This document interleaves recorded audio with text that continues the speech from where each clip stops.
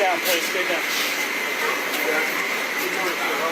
So, I thought this was so professional and so well done that you should come and look at it as opposed to standing around and not knowing where we are. And we're just taking tours through the areas where they stay and the areas where the medical is and all. And they've really done, between Christy and Ron and the whole group, it's really government working together. And congratulations to you coming last week. I want you to see it as opposed to waiting for us and then say, how was it? Right? It really is pretty amazing. Did they take the vote yet? How's the vote doing? I would normally be home waiting for the vote. Yes, we would. Or be in Congress, but I wanted to come down. I hear the vote's going to be good. You'll let me know. I will let you know. What's that? I don't think they're capable yet. Not concluded, but they are. Boy, wouldn't that be an upset, huh? Yeah. Are you confident that this can get through the House? And is there any wiggle room on your block? It's the greatest tax cut in the history of our country. And if it doesn't pass, it's the biggest tax increase in the history of our country. That alone, 68% increase as opposed to a massive cut. It's the biggest tax cut in the history of our country, and everybody gets it. Mr. President and Madam Secretary, CNN yesterday pushed an app that lets you track where ICE agents are. Tom Homan was saying that perhaps CNN should be prosecuted for that as obstruction of law enforcement. Your response? Yeah, we're working with the Department of Justice to see if we can prosecute them for that, because what they're doing is actively encouraging people to avoid law enforcement activities, operations, and we're going to actually go after them and prosecute them for the partnership of FAM if we can, because what they're doing we believe is illegal. And they may be prosecuted also for having given false reports on the attack in Iran. They're given totally false reports. It's totally obliterated, and our people have to be celebrated. Not come home and say, what do you mean we didn't hit the target? We hit the target first. You know, the pilots came home and they said we hit the target first. So they may be very well prosecuted for that. What they did there we think is totally illegal. Okay, let's go. Follow us.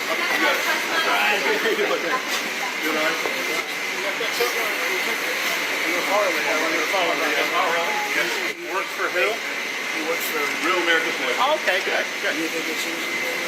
You think I can take this? That's the way I'm at here. Yeah, here you brother. All right. Right here, if you don't mind. We're just going to hold right here. Let's go. He's the one that said let's go.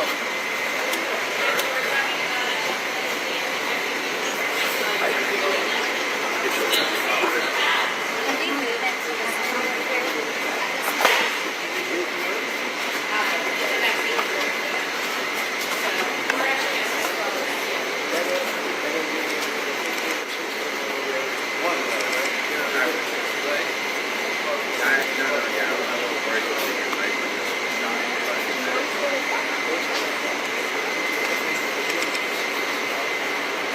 Now 1 in 32 versus 1 in 20,000 20 years.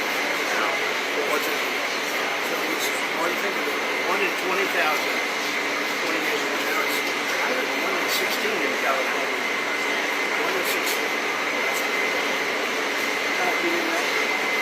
It's up to hey, Robert. Where's the seatbelt? Thank you.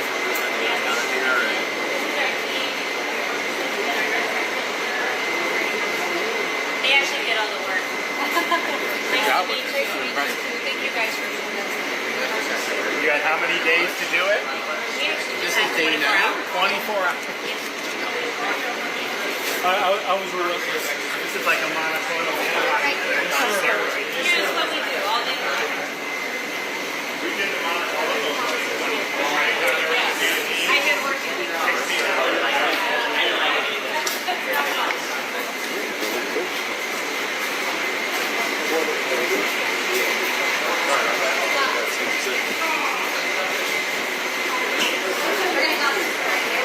Yes, really good.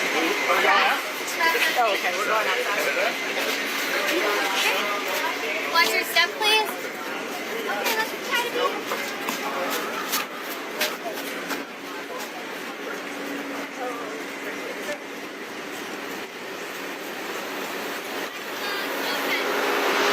Right back to the designated area.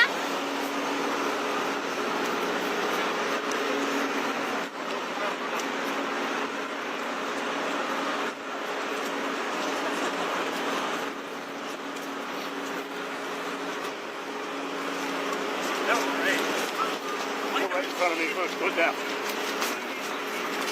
Right on the corner there. Let's go right here. Right?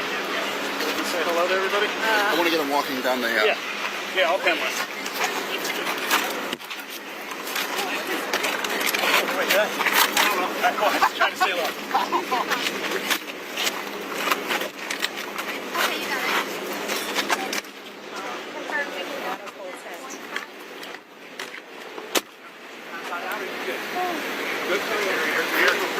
More shots.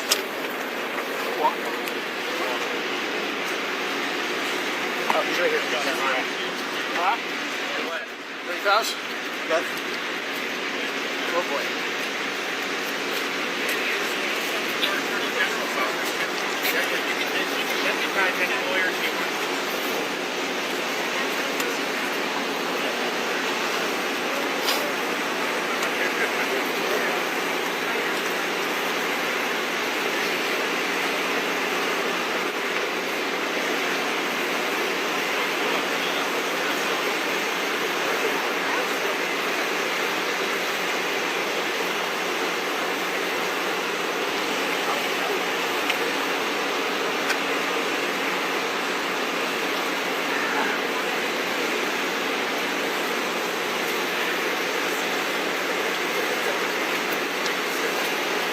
This is some of our staff, Florida Business Management staff, some of our vehicle here, some of our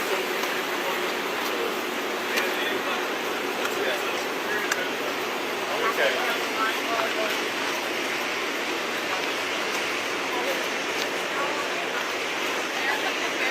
Yeah, guys. Record time. What about now?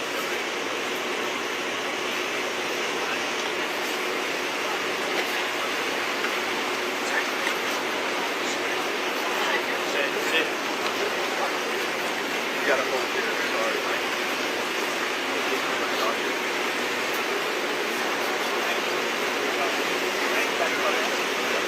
Okay. Hi, everyone. We're going to move to our next stop right this way.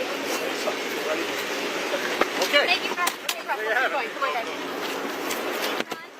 Run it, guys.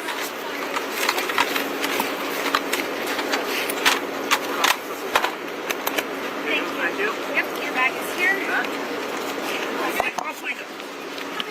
All right, we're not going to miss anything.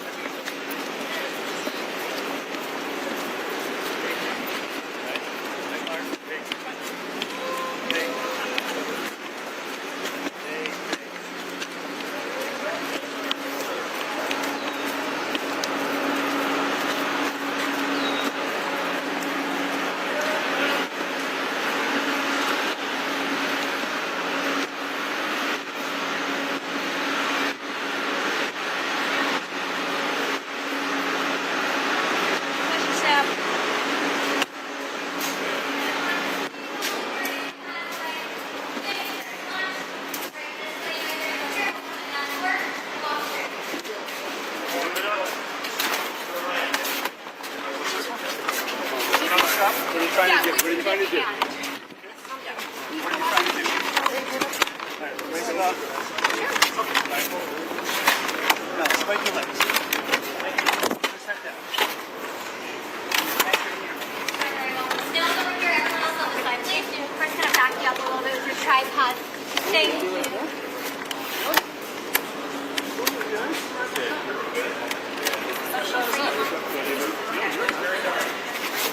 Doesn't make much sense.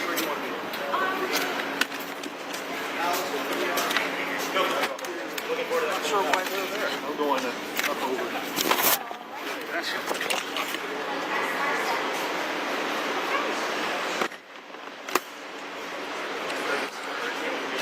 Yeah. Hey, can you guys hear me? Yes. All right. Can I get you to come back towards me? Or just straight back, as a matter of fact, not towards me, but straight back. Yeah. Hey, can you guys hear me in the studio? I think you're good. All right. What's that? No idea. I think we're just... No, they're rubber. War rooms take it. Look at the razors. Look at them put it in.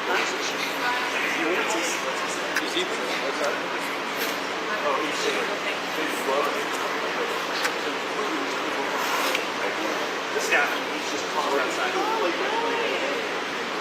Everyone just stand by. They love it.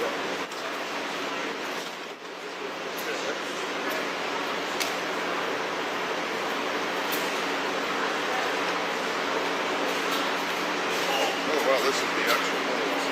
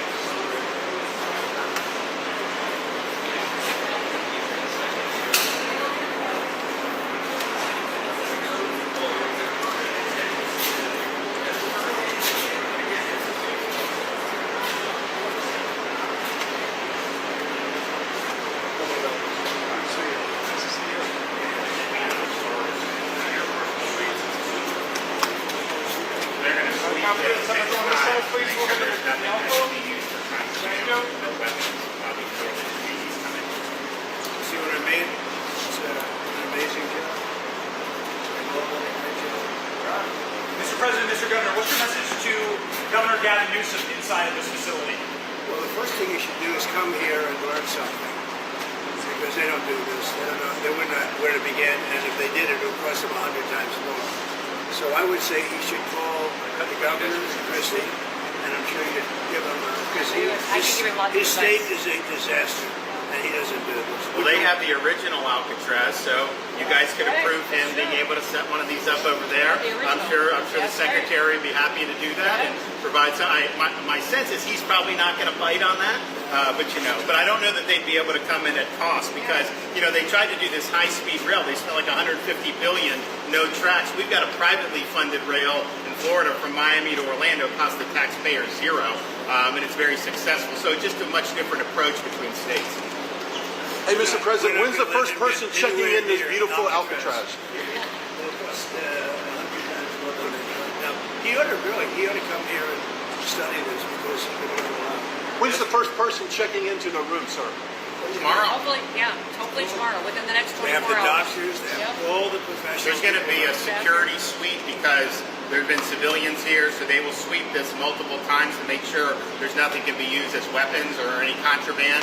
And then once that's cleared, then they'll do. So it's really up to Secretary. I know has got people in the queue, and so they'll be ready to receive. I think our viewers at home should note that this is air-conditioned facility. Yes, so it is. if any of the news claims are keeping them out in the hot, humid South Florida, that is wrong. It's probably 62 degrees in here, or 72. Hey, Biden wanted me in here. Okay, he wanted me. It didn't work out that way, but he wanted me in here. Mr. President, what's your expectation what this will do for the speed and force of deportations? A lot of things, and they're both telling me that these people come in here, they want to go home. And they want to go home, so we immediately send them home. where it's appropriate. Now, if somebody's a real killer, we hope somebody will put maximum security. Look, what we inherited from this guy, this incompetent man, and his administration, which wasn't incompetent, it was radical left, lunatic, communist, whatever you want to say. I know most of them. What we inherited should never, ever be forgotten.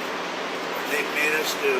This is all because of an open border policy where 25 million people flowed in. From all over the world, from prisons, from all over the world they flowed in. For no reason whatsoever. We had, when I left, we had a very powerful border. We had no problem. He opened it up. Day one, he just opened the border. People couldn't believe it. They were standing there. What did they do? They said, go in. That's it. You look at the first day tapes. They opened it up and they said, go in. And that's where all of this began. But this is an amazing thing that they've done here. But listen, people don't have to come here. If they self-deport and go home, they can come back legally. We will let them come back legally. And there is a lot of self-deportation. Yes. But if you wait and we bring you to this facility, you don't ever get to come back to America. You don't get the chance to come back and be an American again and work here. So. They weren't with us when President and Secretary Kevin and I, we went through the intake. So right when you do the intake, they have the information about voluntary departure. They have the ability, obviously you guys are funding that because it's a lot cheaper to do it that way. So even if they get brought to the front doorstep here, they still have an opportunity to just go back voluntarily, and then this way they're How fast does that take from the minute that, let's say they get in here, they're like, hey, I want to stay here, I want to go back to... We can put them on a plane that day and take them home. We'll buy their plane ticket, go home, and then they get the chance to come back legally. If they wait and say we're not going to do that, they can come back legally after a period. Mr. President, you've talked recently about the idea of finding some way to get farm workforce and service sector workforce, and I think you've discussed somehow a program of people leaving on a sponsorship and coming right back. Can you give us a little more detail about that and why, in the view of some hardliners, it's not amnesty? Take care of our farmers and hotel workers and various other people, and we're working on it right now, and Ron's going to be involved, and you're involved already. So we have a lot of cases where ICE will go into a farm, and these are guys working there for 10, 15 years, no problem. The farmers know. We're going to put, it's called farmer responsibility or owner responsibility, but they're going to be largely responsible for these people. And they know these people. They've worked on the farms for 15 years, and all of a sudden, so I have a great, Ron does, Christy does, we have a great feeling for the farmer and for others in the same position. And we're going to give them responsibility for people. And we're going to have a system of signing them up so they don't have to go. They can be here legally. They can pay taxes and everything else. They're not getting citizenship, but they get other things. And the farmers need them to do the work. Without those people, you're not going to be able to run your farm. Mr. President, you and the governor tangled pretty hard in the 2024 election. You stand here now. I didn't notice. Yeah, you stand here now as partners on this effort. How would you describe your relationship, and what future does Governor DeSantis have? Excuse me? I think it's a 10. Maybe 9-9, but it's going to might be a couple of little ones. So maybe it's 9. I think we have a 10. Do you think his wife should run for governor? We get along good. So Casey DeSantis run for governor? The thing about it is, I endorsed him immediately in January 2024. I raised one of his PACs millions and millions of dollars. And obviously, we saved him a lot of money in Florida because Florida was a deep red state. He didn't even have to do a rally in Florida, whereas 2016 and 20, this was like ground zero.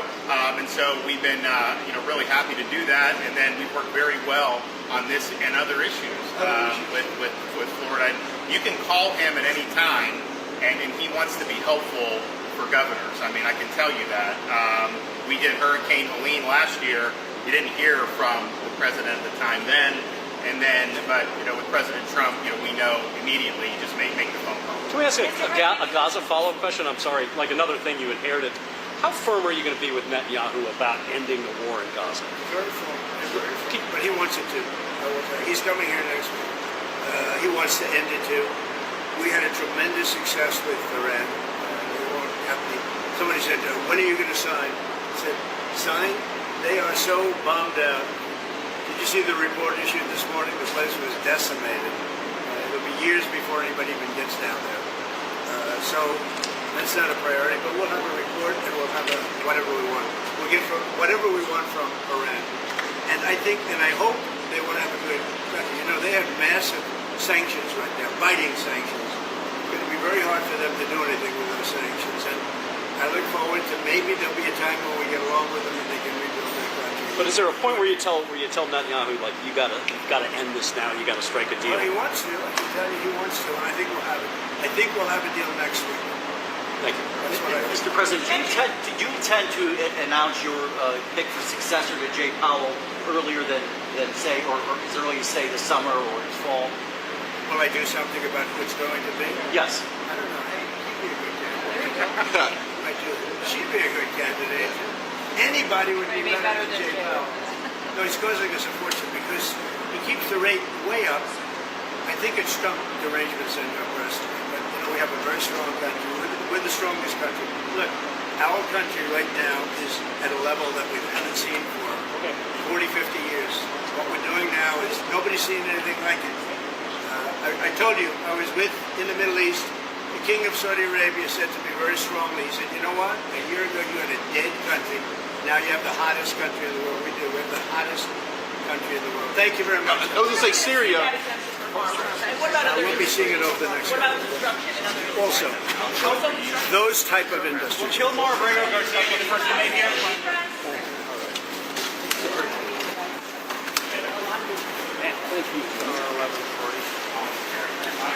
Right this way?